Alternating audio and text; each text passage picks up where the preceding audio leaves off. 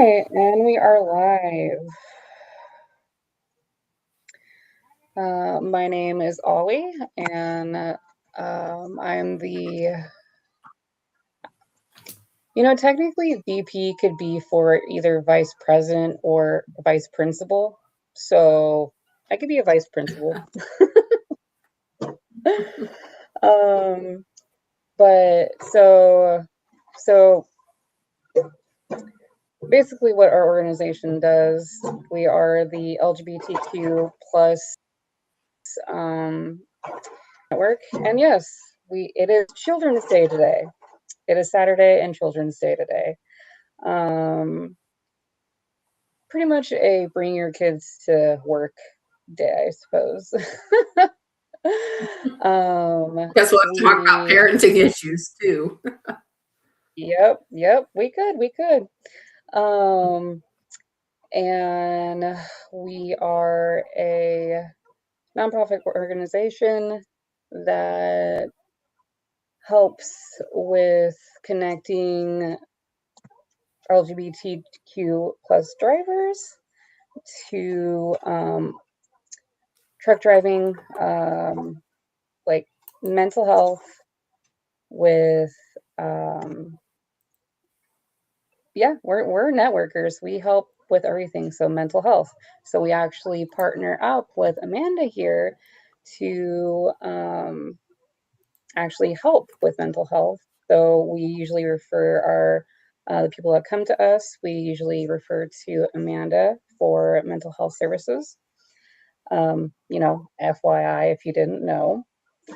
But we also we vet companies to check their policies and make sure that they are safe for LGBTQ people. And we also do the Visibility Project, which we will pretty much showcase every flag that exists in the spectrum of our community. And the last one we also do, which is also manned by one of our members, is the Driver's Memorial. And we tend to send out, yes, hi. We tend to send out messages to drivers' families that have passed on. It doesn't matter if you are LGBTQ plus or anything like that. We will send you things in commemoration, like those kind of things that we have sent families. But that's pretty much what our organization does. And today, with our podcast, we're here to talk with Amanda Redwine, which I love your last name, by the way. It's simply brilliant. Thank you. The irony is I prefer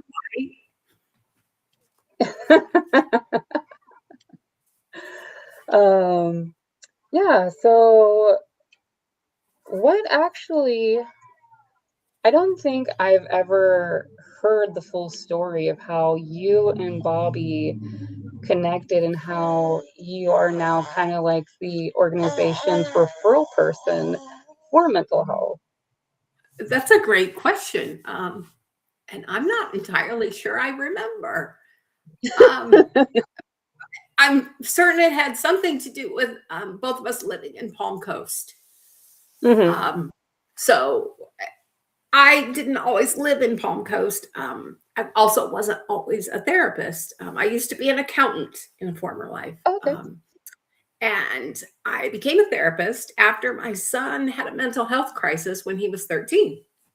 And we went down that path, and he went to therapeutic boarding school, and we learned that he had Asperger's. And I would go out to these parent seminars, and I would sit with these parents, and when the new ones would come in, and they looked like war victims. And I came home from one of those, and I said to my wife, babe, I'm just going to take one graduate class in counseling, in group counseling, so that I can run a parent support group. And she laughed at me. And I was like, excuse me, I beg your pardon? Like, what is funny about that?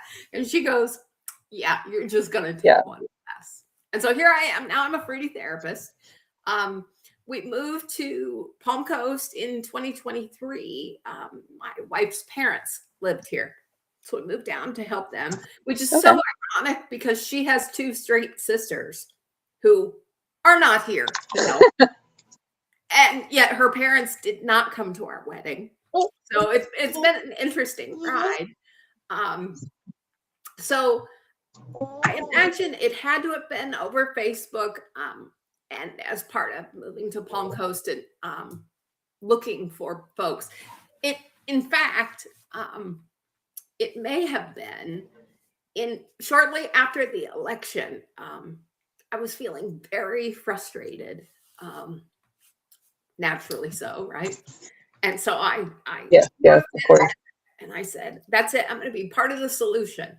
And so I went on Facebook and said, I'm hosting Gays Giving. So the day after Thanksgiving, That's amazing. I'm having every gay, lesbian, whatever person and ally at my house, right? I had no idea if anybody would show up. So the morning of it, my wife came outside in our front yard. Now you need to know that I live in a really uptight community, like the whitest place on earth. I mean, it's golf course adjacent, if that tells you anything. So she came out into the front yard and she said, I just have some questions. I said, okay, lay them on me. She said, there is a 6 foot tall rainbow turkey in our front yard. I said, yep. And she said, there's 150 rainbow flags around our yard. I said, yep. And she said, and we're doing all of this out of spite. And I said, yep. And she said, that tracks, and just turned around and went in the house. So I love that. That's kind of my introduction to the queer community here in Palm Coast. And I've been queer lots of places in the United States that were unwelcoming. And it turns out I just don't give a damn. So why should Palm Coast? I love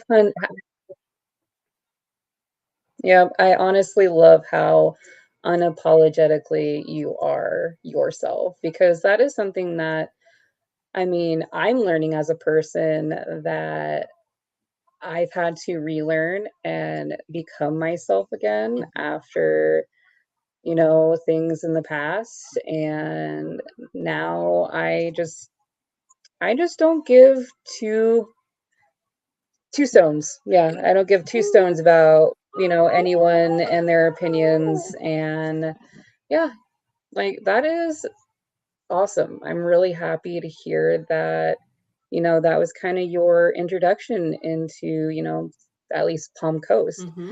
And I'm kind of a jerk too. So I mean, when we got married, it was only legal in 6 states, not the state we were living in. And I insisted that we travel to a state where it was legal because I wanted it in a book, because I wanted to stick it to the man. So yeah, clearly my time in corporate America messed with me. And so it's much better that I'm a fruity therapist and not, a renegade corporate accountant. So good point. Good point there. Good point there, Amanda. I still have nightmares about it, honestly. About, being in meetings and kind of just shouting, trying to get somebody to listen, because I wanted to build community and use our resources for good. And I worked for Fortune 100 companies, and that's not their business. Their business is making money for their stockholders. They really don't give a damn about politics or people. I mean, it really is about what have you done for me lately.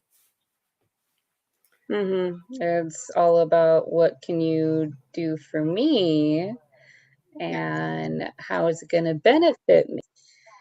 Very much less personal and more of the greed of things, which is Oh, very, yeah. it's really disgusting how much where we are right now. Like, it's Oh, really hard for me. It's really honestly hard for me to, um, I think it was yesterday or the day before, because usually, I mean, I tend to post things for the network on a bunch of social media platforms. I am on it, it's there. And having to see the same depressing news about political things with trans people and dealing with that in itself every day, seeing news in some proportion that is just depressing.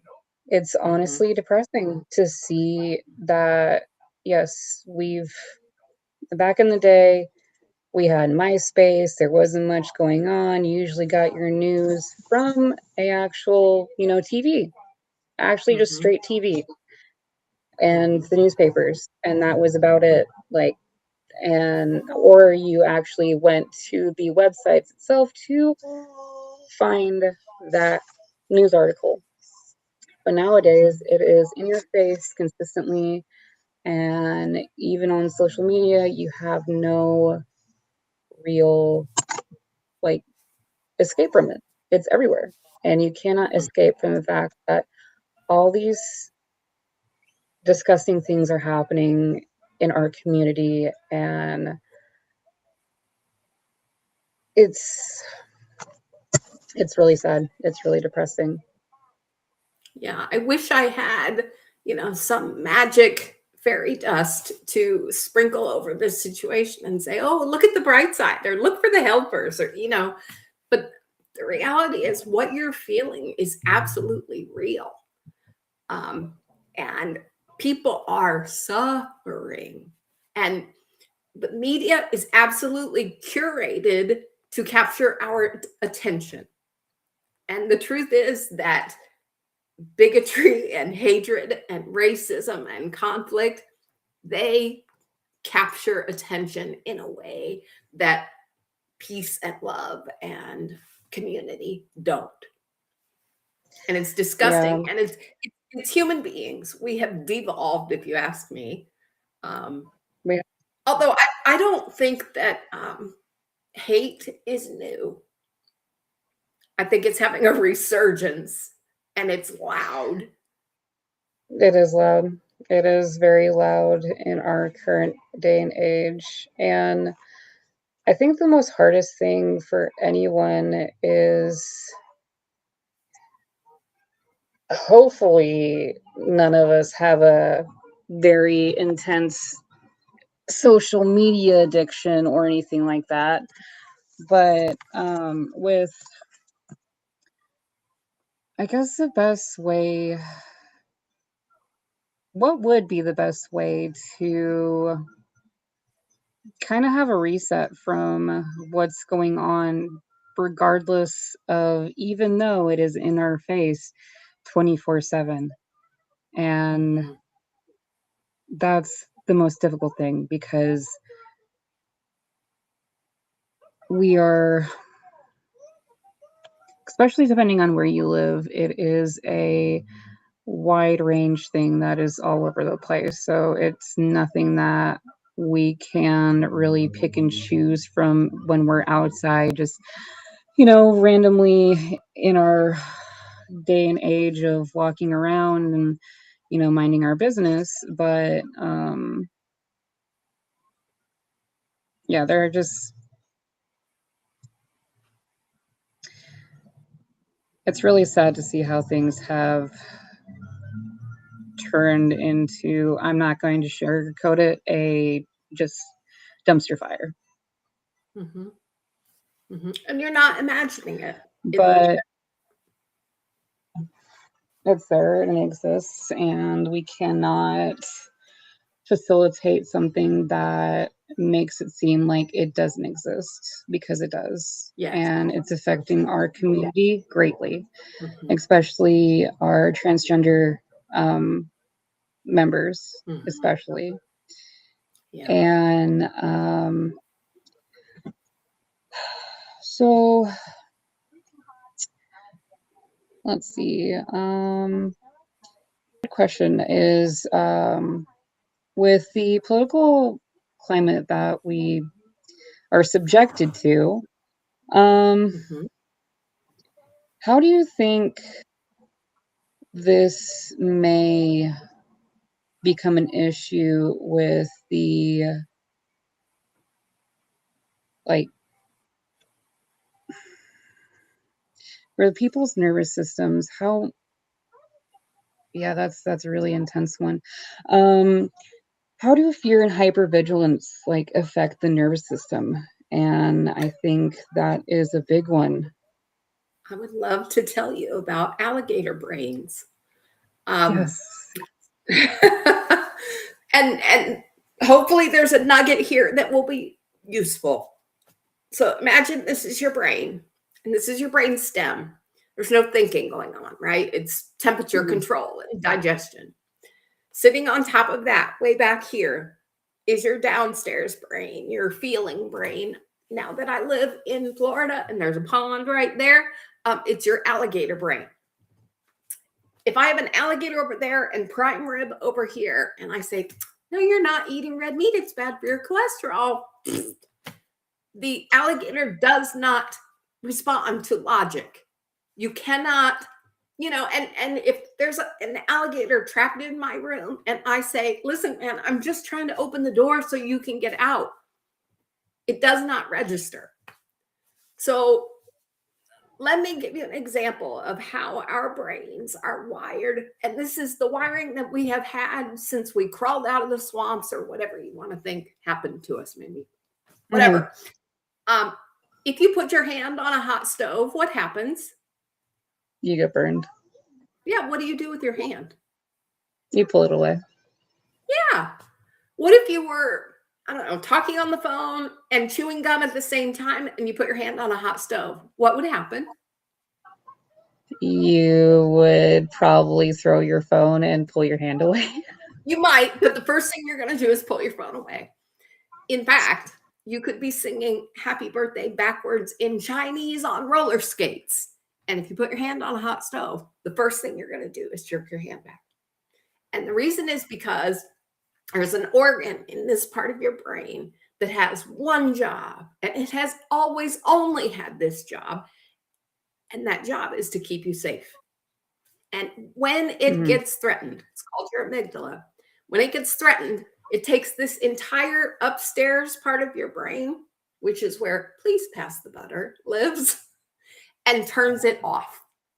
Because this entire upstairs part of your brain, which is where compassion and empathy and language, by the way, all those things live upstairs. They are extremely inefficient for safety. So, because the upstairs part of your brain says, is that 212 degrees? Is it hotter than the last time I burned myself?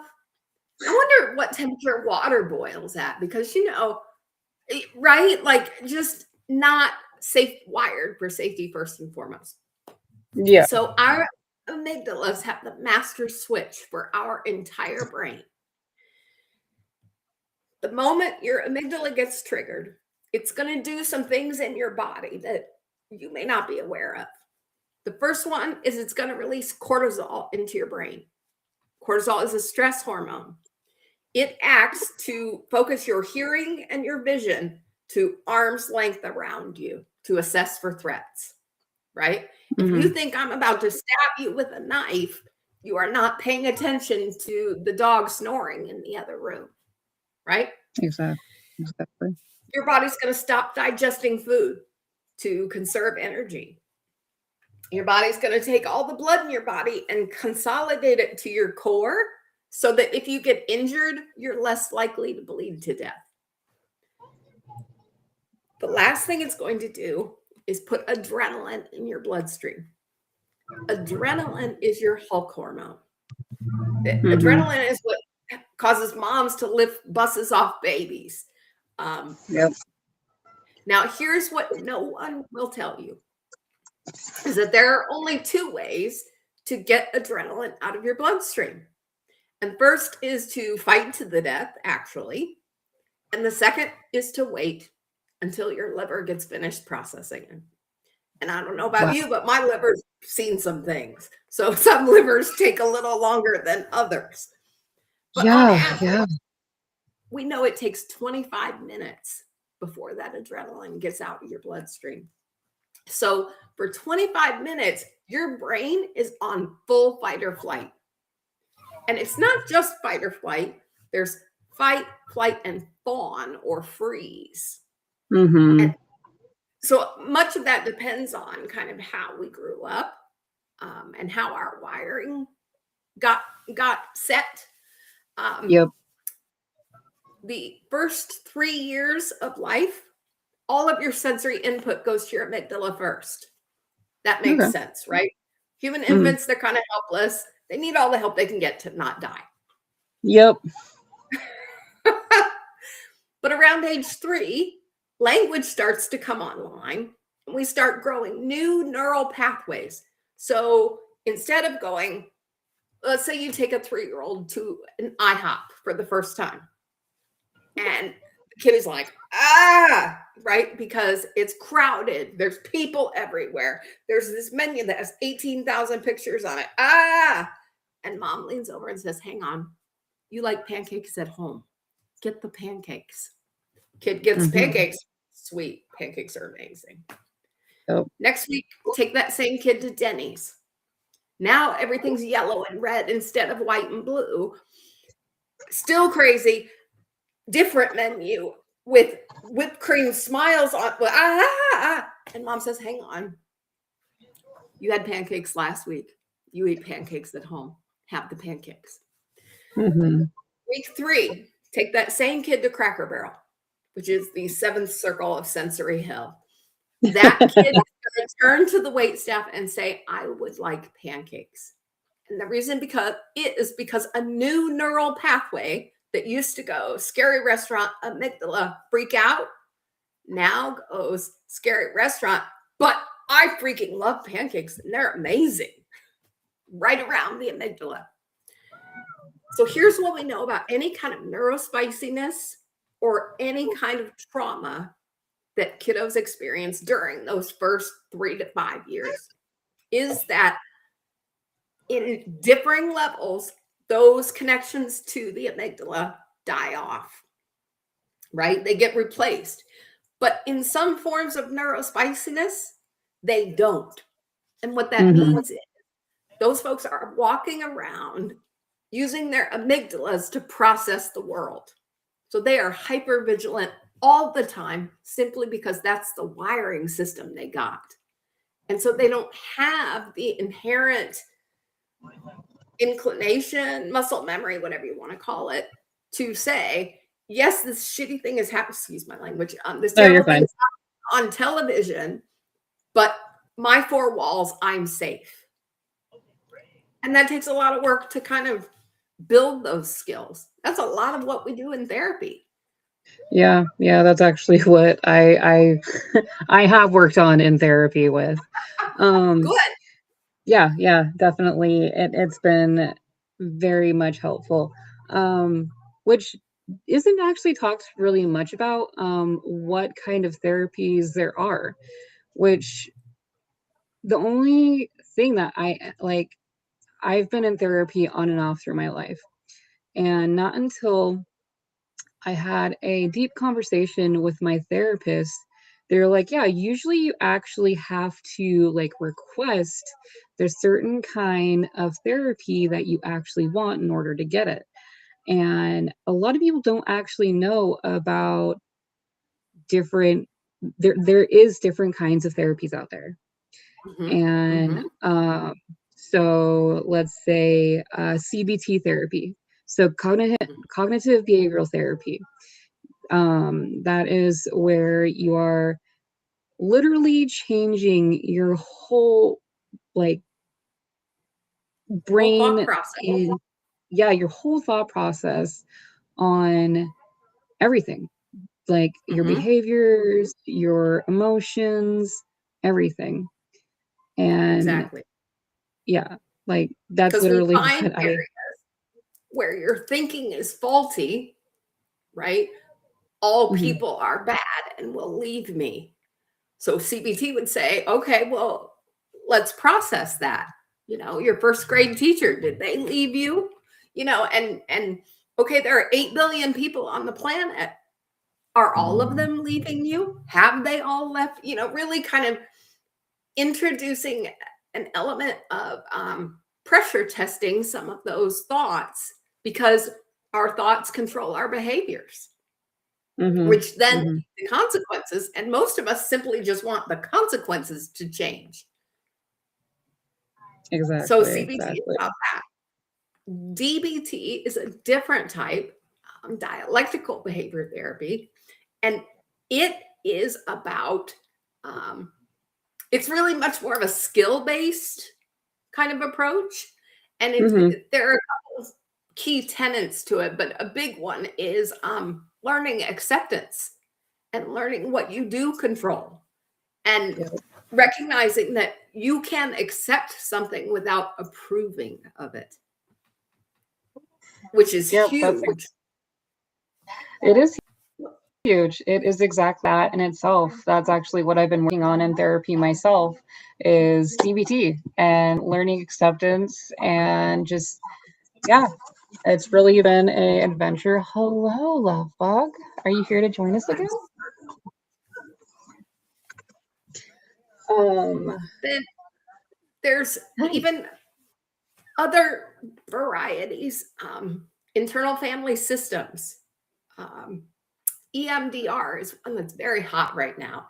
It stands for eye Mm-hmm. movement desensitization realization or something. I don't know what the R stands for. Um, and frankly, I haven't done the training for EMDR.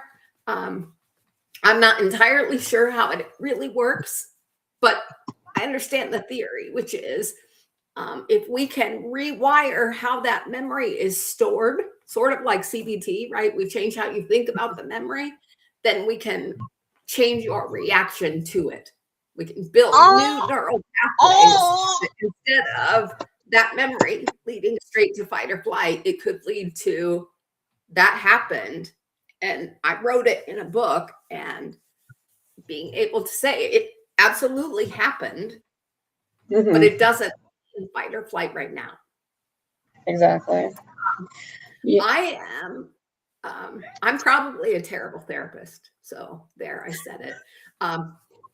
I come from the school of theory that really attracted me was attachment theory, which Mm-hmm. is basically looking at those first years of your life and your family system and understanding that those relationships formed your understanding of who you are in the world. And when we can provide people with a space where you are unconditionally loved,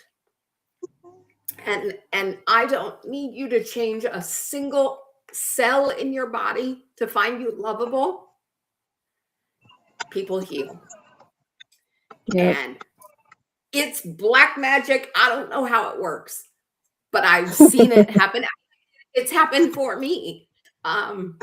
Because oftentimes in our families of origin, we didn't get that.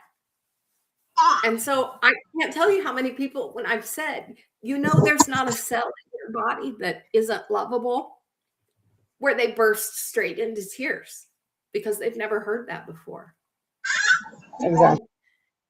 When we have intimate relationships, familial kind of relationships, one would hope that that's the source of that kind of love and affection in our lives. But the truth is, a lot of times, those are the people who hurt us the most, often Exactly. because we're trapped in those relationships. Yeah, that's basically what I mean. I wish for a lot of the people in our community had a better sense of family, because there have been too many that have been neglected, that have been thrown out of their houses. List goes on about what they've had to deal with. And then, we have other people who have had accepting families, who have had that sense of loving family. And it's definitely that's a good reference point, would be like a Little Mermaid effect. You see, like, Ariel, she's like, oh my gosh, the outside world's so amazing, blah, blah, blah. And like, yeah, it's definitely that outside in point of view with that outlook. And social media drives And that too, because we all post exactly, our Pinterest perfect lives. I don't post the exactly, fact that I'm a shit show on the daily on social media, right? I'm not going to show you. Perfect example. You see this corner of this room looks really put together, like, dang, she's a real therapist, right? If I spun this around, you would see the absolute chaos in this room. There's boxes I haven't unpacked in 3 moves. I've got some tiaras over there because everybody should have them. I mean, like, it's chaos. But we portray what we think people want from us. exactly. That's you're not wrong there. I think a really good aspect of it is what society makes the world portray itself as. Yeah. And it is this, which is very depressing in itself, because of how, like, even companies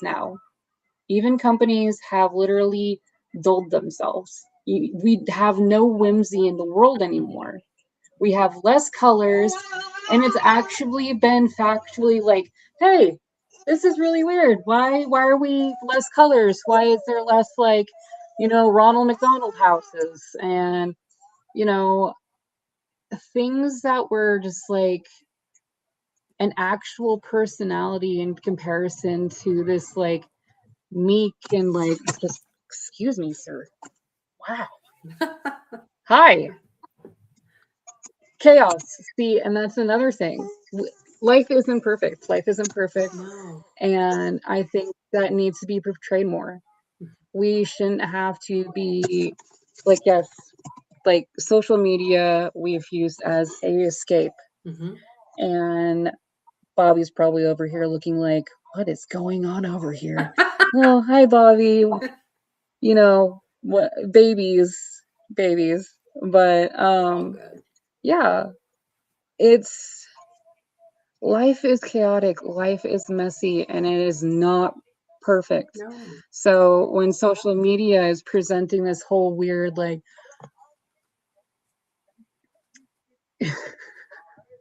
a Barbie-esque lifestyle, Yes. where it is unattainable, Mm-hmm. and you just can't do it. It's ridiculous.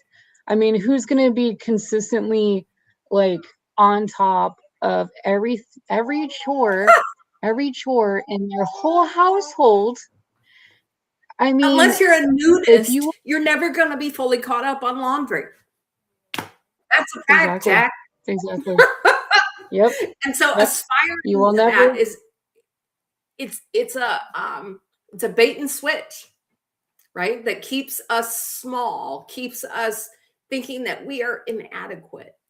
Um, I want to give you a barometer.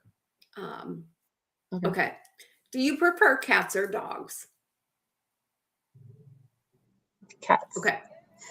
For the next 15 seconds, I would like for you to say to yourself silently, and just keep saying it, okay? And spoiler alert, I know it's not true. You're going to say, I hate kittens. On your marks, get set, go. Just say it. I know it's not true.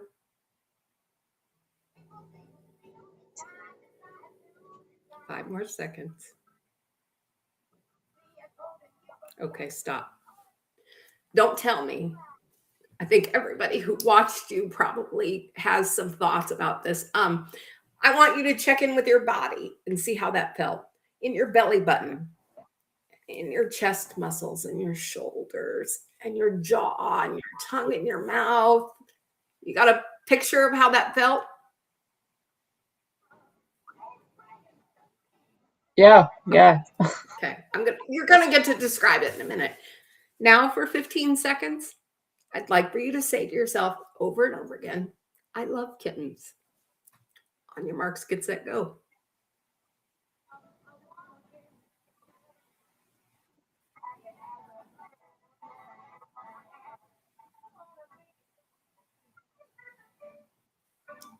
Okay, stop. Check back in. Belly button, chest, shoulders, jaw. Did it feel different?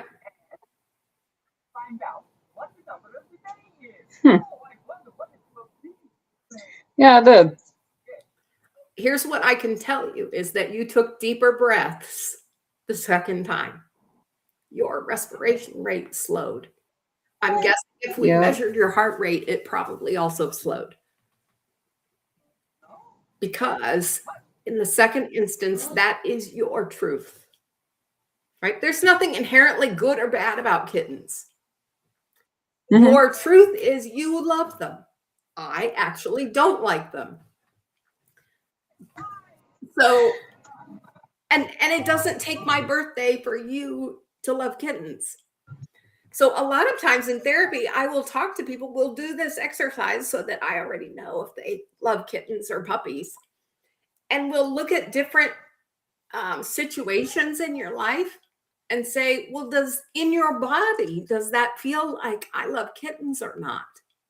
So saying to you, Ollie, you should be, and this is a fatal error of shoulding on people, right? You should be caught up on laundry.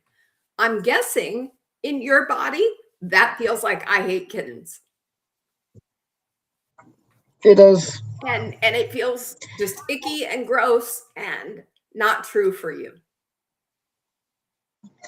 Yeah, especially as someone who is neurodivergent, it is a whole different level because there is guilt, there is shame. Yes. And yeah.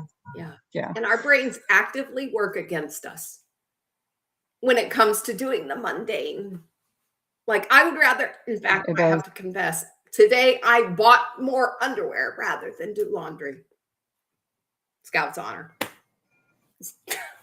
Because I would rather do that than put laundry away. Yeah, that kind of, it's like my friend, they had found their missing child's bottle and it had curdled milk in it. And I was like, that's gross, but understandable. And they were like, yeah, I'm just throwing it away.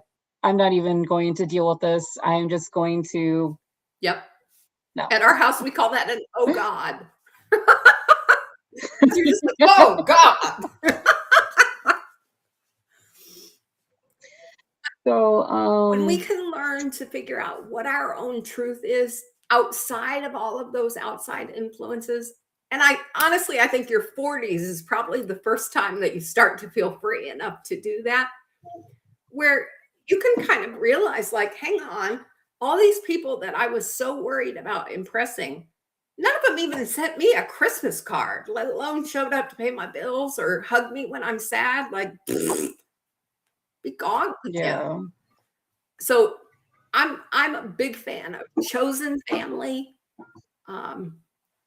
Pick people that bring you alive and make you feel safe and wanted. Those people are absolutely out there, and curate that and stop wasting your energy trying to get love from a rock.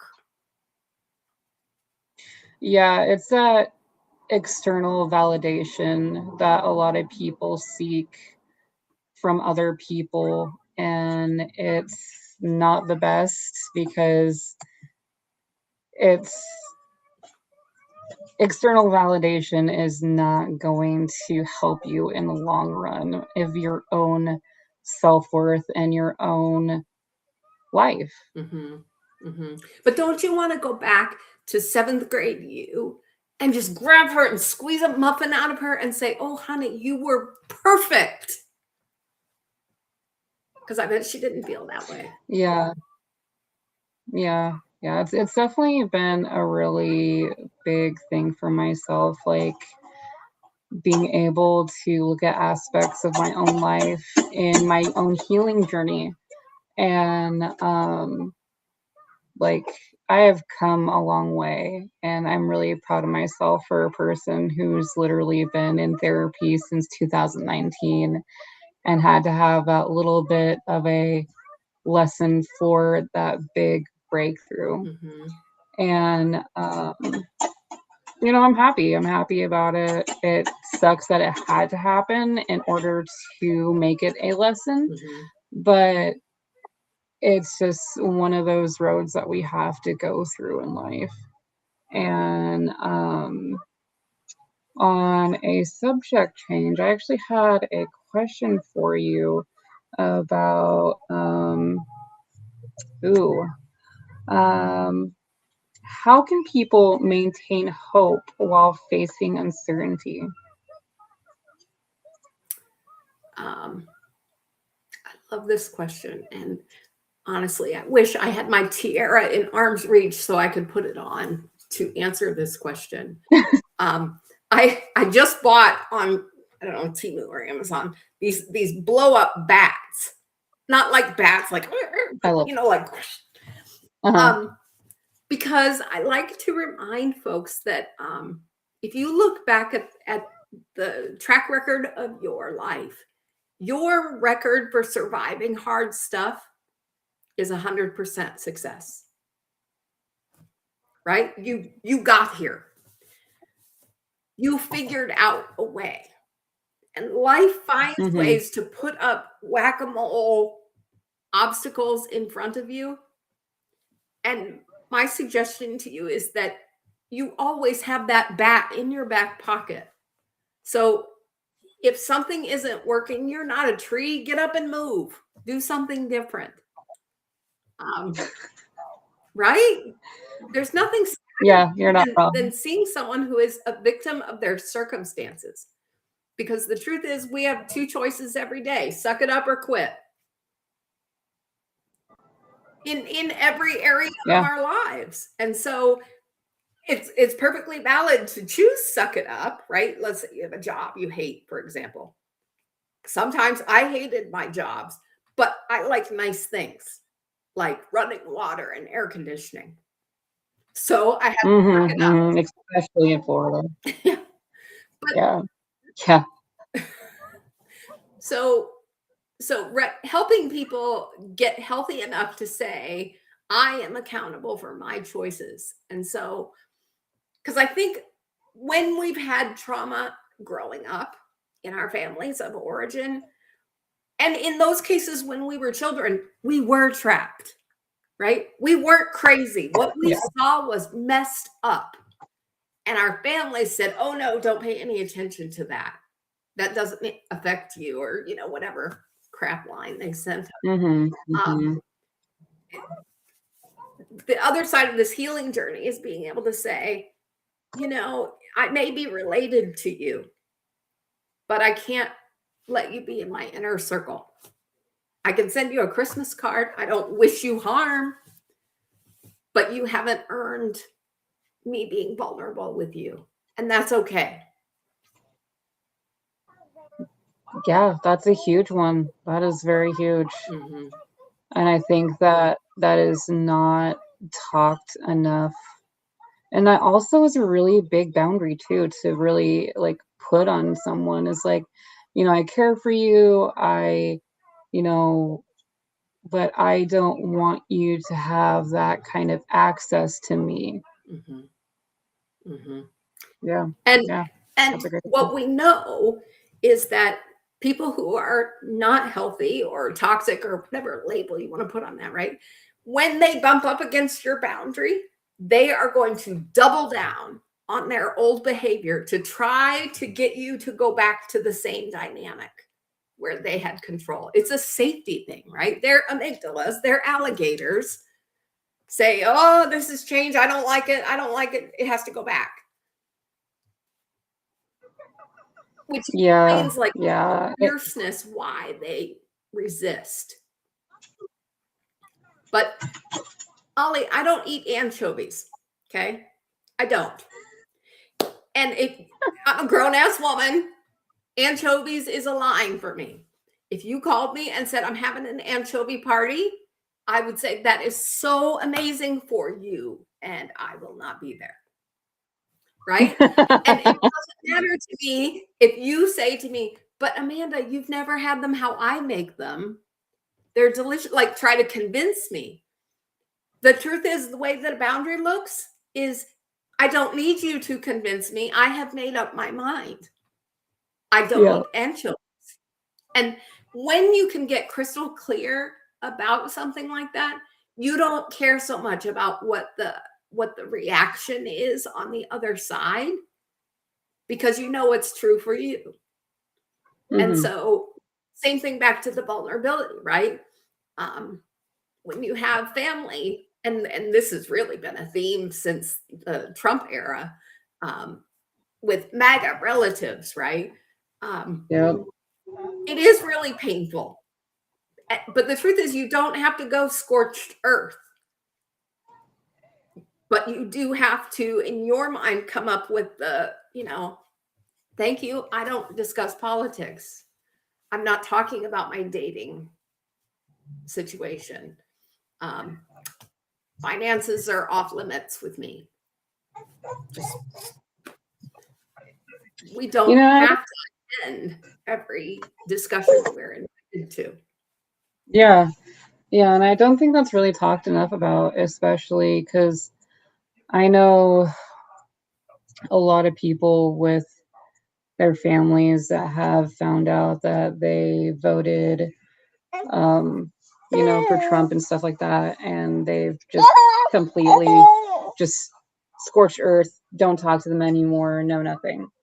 And like that can be even said for young families, young families that left their family and realized, hey, this isn't what I want.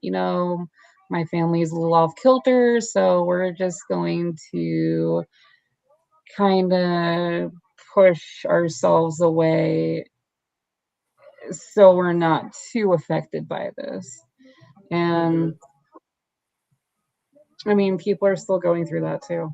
People are still Yeah, going it's that. super painful, right? Is, In my own life, my son and his father got in a fight the day that Charlie Kirk was assassinated over philosophy.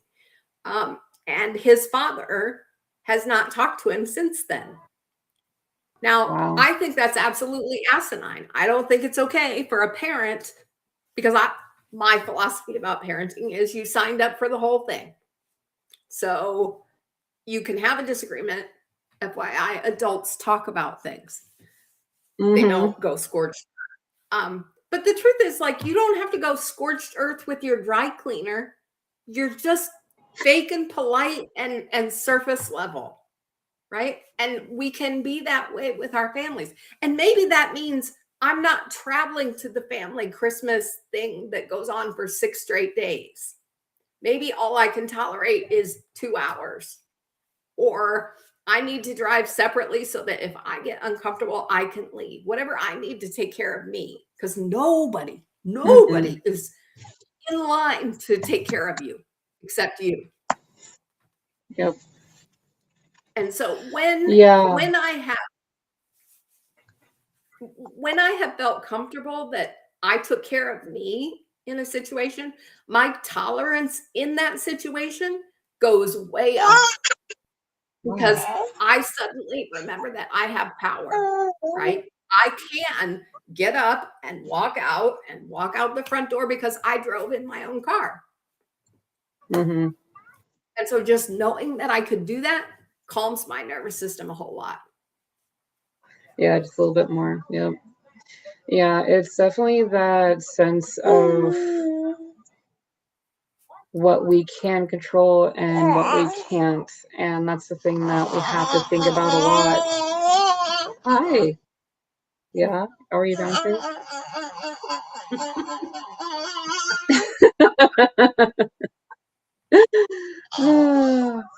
Yeah, it's something that it's not necessarily talked about a lot because I mean, even I didn't know growing up what I could control within my own personal being and you know having those boundaries, having that safety. And I mean, with a lot of people and their parenting back in 90s 80s, not very progressive, very much like I'm going to be not so nice to my kid and practically abuse them, and this is the punishment system. Yep. So not really necessarily knowing what you had in control of with your own body and with your own independence. Mm-hmm. Mm-hmm. So I think that's not really talked about a lot as a person or people, and I know that we've gotten a lot progressive. We've started to like say, hey, beating not necessarily the best way to actually raise kids. Mm-hmm. And, having that negative impact on your children is just, I'm really loving how progressive we've gotten with parenting in that aspect, with how we can show kids how they can be safe, how we can, show them, hey, like, it's okay to be vulnerable. It's okay to show your emotions. It's okay to be yourself Mm-hmm. and have that sense of like, oh my gosh, I am unapologetically me instead of having to go through years of therapy just to be unapologetically me. Yes. But I mean, kudos to you for doing that work because you are changing the generations after you by derailing that path. Exactly. Because that's what it takes. You have to Mm-hmm. do your own work because you come with the factory settings that you got. And so the fact that we got crappy factory settings, that sucks. And it's up to It does. us to choose to do something different, to show up differently. And that is the most courageous thing anybody can do. It is. Hey, Bree, do you have any questions for Amanda? If you can hear me.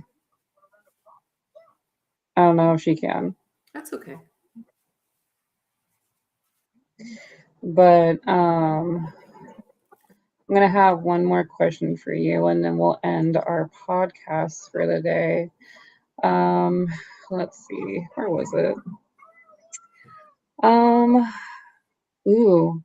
What gives you hope as a therapist working with LGBTQ clients?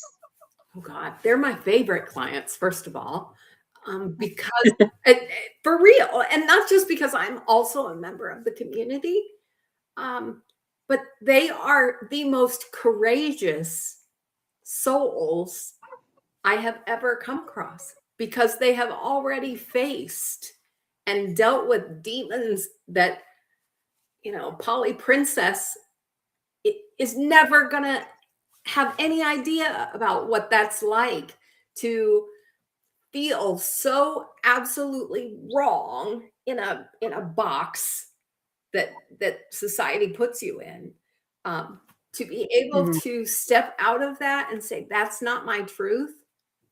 I admire the shit out of that. How could you not, right? Yeah, I exactly. love my trans clients so, so, so much. I learn a lot from them. I ask really stupid questions. And I will never forget the day I came home and I was like, she was like, oh my. And I was like, no, it's amazing.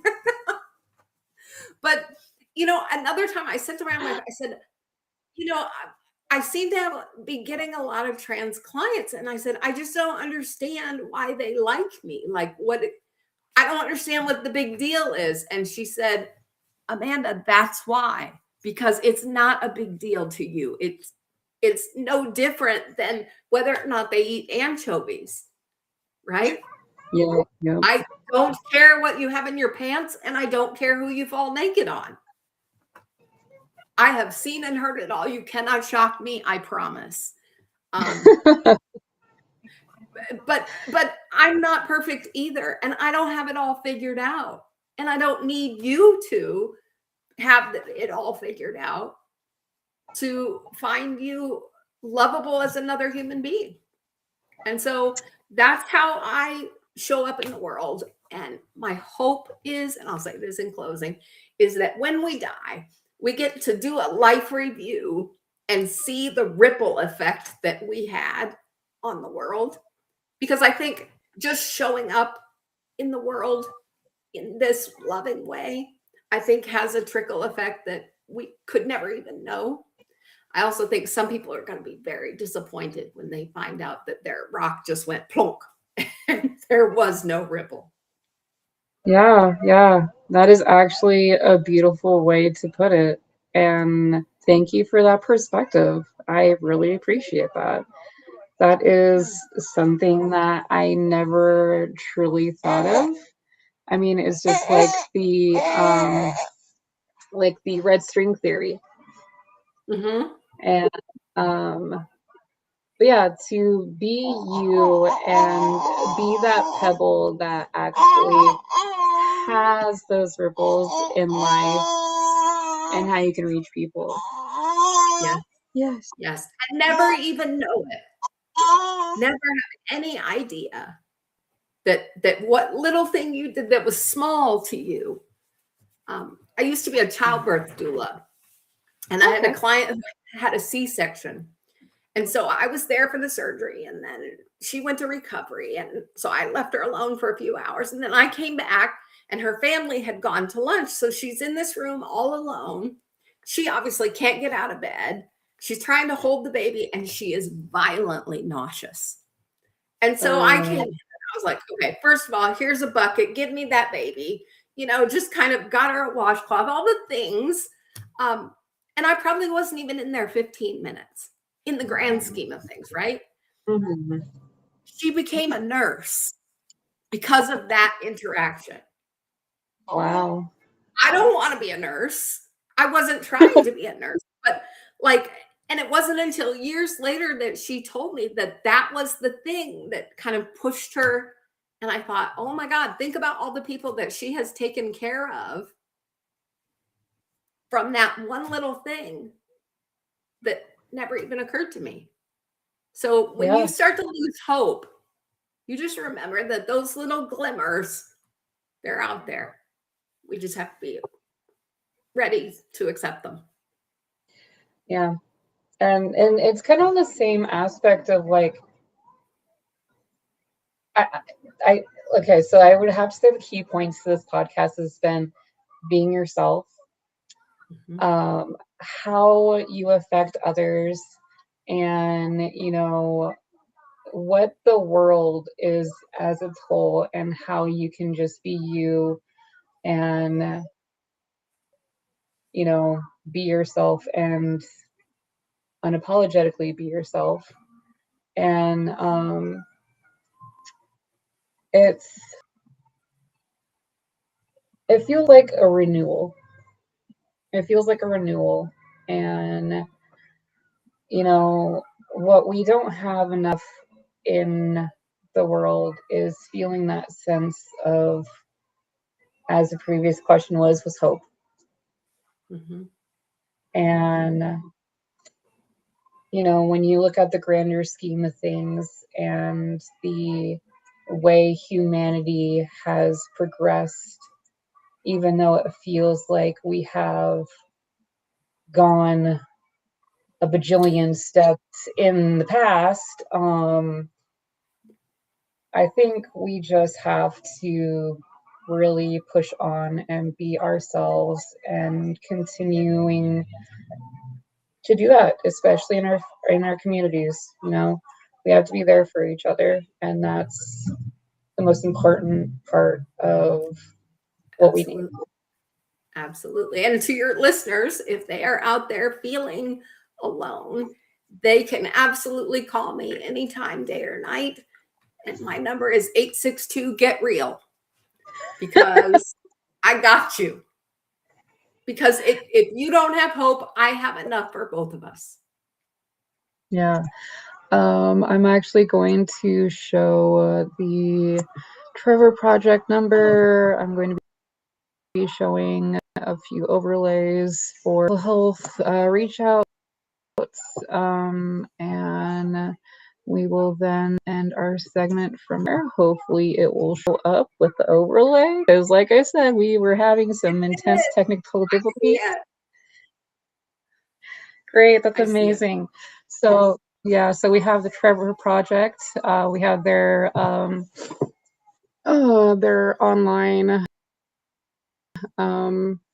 site, and also have the National Suicide Prevention Lifeline, the SAGE LGBTQ Elder Hotline. If you didn't know that was a thing, it is a thing.